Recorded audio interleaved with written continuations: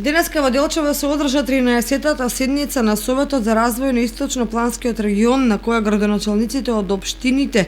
од Источнопланскиот регион го усвоија финансискиот план на Центарот за развој на Источниот плански регион за 2020 година. Планот тежи 212 милиони 47.000 денари, а како што информираше директорката на Источнопланскиот регион Драгица Здравева, планираниот буџет на Центарот за 2020 година е 3,6 милиони евра.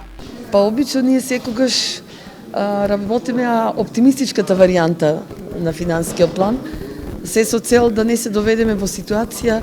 да имаме одредени донатори или повици на кои што не можеме да учествуваме. Па во таа смисла вкупниот приход или финансискиот план за 2020 година изнесува 223 милиони денари, односно некаде околу 3,6 милиони евра,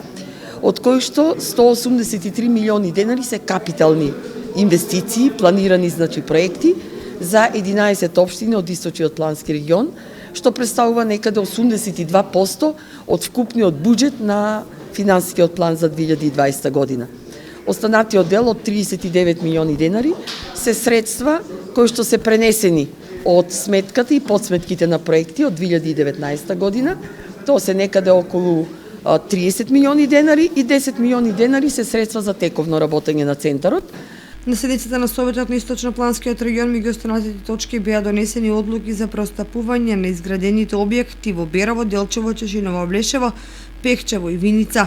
За претседателот на Советот на Источниот плански регион Благој Бочварски тоа е доволен показател за успешна година на Советот на ИПАР. Донесовме значајни одлуки и јас сум задоволен од тоа што е сработено, бидејќи денес само на дневниот ред имаме предавање од Источен плански регион на 10 различни објекти во најразлични општини во нашиот регион во употреба. Практично ние со ова им ги предаваме објектите на користење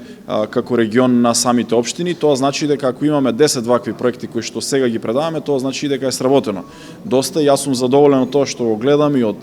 енергијата која што даваат сите градоначалници во развојот на своите општини, но и во разбирањето за еден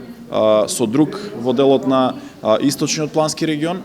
така што можем да посакам наредната 2020 година да уште поактивно работиме и не се сомневам во тоа, бидејќи имаме уште поголемо искуство, дека во наредната година ќе бидеме уште поуспешни со уште повеќе проекти и верувам дека овде поддршката ќе стигне и од централната влада, но и од нашите сопствени буџети. На денешната седница на Советот имаше расправи по студијата за валоризација на предлог подрачје за заштита од Носоговските планини во категоријата заштитен предел, на која учествуваше и заменик министерот за животна средина Јани Макрадули, како и представници од рударските капацитети во регионот.